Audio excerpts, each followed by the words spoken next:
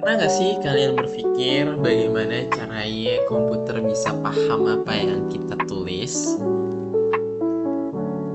Misalnya, saat kita menulis kode sederhana seperti print, tutup kurung, buka kurung, hello world, komputer langsung tahu tuh maksud kita untuk menampilkan teks itu.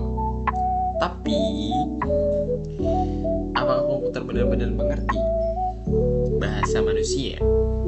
Jawabannya, ayo ada yang tahu nggak? Kalau nggak tahu, aku kasih tahu. Jawabannya tidak. Komputer tidak mengerti bahasa manusia sama sekali. Yang ia pahami hanyalah angka 0 dan 1 yang disebut sebagai angka biner. Dan disinilah peran penting teknik kompilasi, yaitu proses yang menerjemahkan bahasa manusia ke dalam bahasa yang dimengerti oleh komputer. Jadi di presentasi kali ini saya akan membahas bagaimana proses penerjemahan ajaib itu terjadi, mulai dari kode yang kita tulis sampai akhirnya komputer bisa menjalankannya dengan sempurna.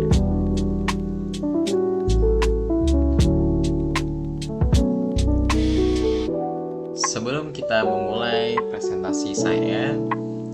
memulai presentasi saya, ya alangkah baiknya kalian kenal dulu sama saya, ya enggak? Kenalkan, nama saya Muhammad Zaki Amanullah dengan NPM 2210291. Ini adalah tugas kuliah saya mengenai teknik kompilasi. Saya akan membahas sebuah topik yang menarik di dunia pemrograman saat ini, yaitu teknik kompilasi, ya bahasa mesin. Teknik kompilasi bahasa mesin. Ini adalah konsep dasar yang menjelaskan bagaimana komputer bisa memahami instruksi yang kita tulis. Apa itu teknik kompilasi? Sebelumnya kita ketahui ya tadi apa teknik kompilasi itu compiler bahasa mesin itu bahasa manusia itu nggak bisa diterjemahkan, bahasa manusia itu tidak dimengerti oleh bahasa mesin. Nah, jadi penterjemahnya itu adalah compiler. Dari compiler ini dia memproses kode atau source code yang menjadi kode yang dapat dijalankan oleh komputer atau bisa dipahami oleh komputer gitu. Jadi kita sebagai manusia menulis kode dengan bahasa seperti Python atau C, tapi komputer tidak mengerti bahasanya. Komputer hanya mengerti bahasa mesin, yaitu angka biner 0 dan 1 gitu. Nah, jadi compiler itu jembatan antara mereka berdua ya gitulah.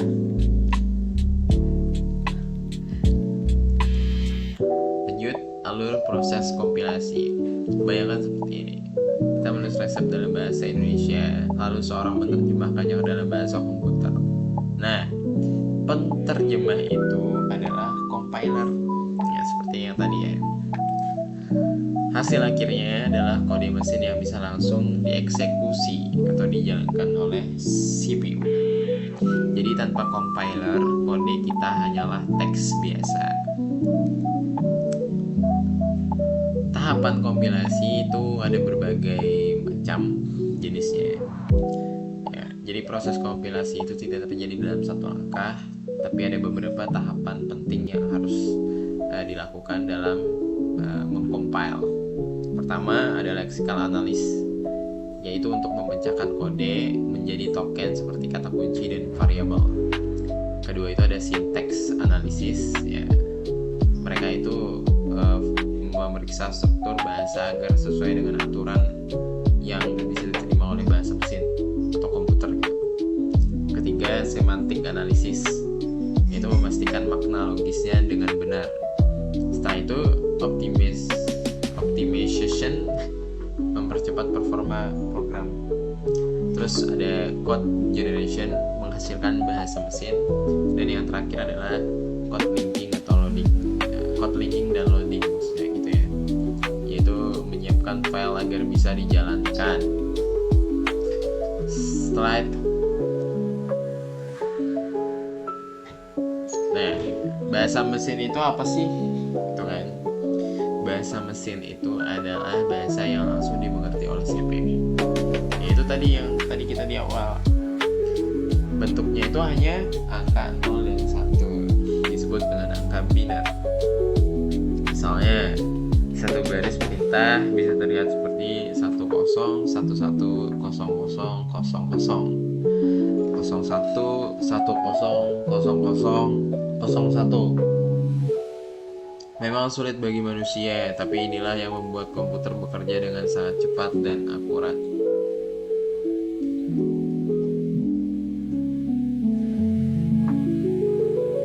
Hubungan bahasa pemrograman dan bahasa mesin.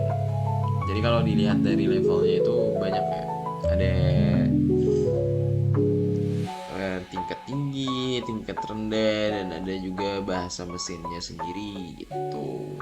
Kalau misalnya bahasa tingkat tinggi itu seperti C atau Python, yang mudah banget untuk dimengerti oleh manusia, tapi membutuhkan terjemah, yaitu compiler. Terus ada bahasa tingkat rendah, bahasa assembly, lebih dekat ke mesin tapi masih bisa dibaca oleh manusia. Sedangkan bahasa mesin sendiri itu adalah bentuk yang paling mentah, yang hanya langsung bisa dibaca oleh CPU.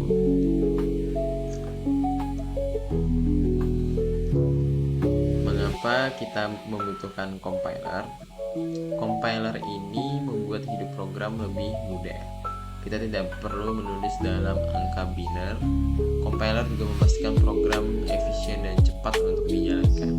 Dengan compiler kita bisa fokus kepada logika dan bukan pada detail mesin. Kesimpulan daripada presentasi pada kali ini adalah teknik kompilasi itu adalah jembatan komunikasi antara manusia dan mesin. Bahasa mesin adalah hasil akhirnya. Tanpa proses ini, komputer tidak akan tahu tuh apa yang harus dilakukan dengan kode yang kita berikan. Tuh, jadi tanpa compiler, jadi compiler ini sangat penting untuk kita bisa mengcompile bahasa kita dengan bahasa mesin gitu, agar bisa dipahami oleh mesin. So, jadi kita udah sampai ke penghujung presentasi.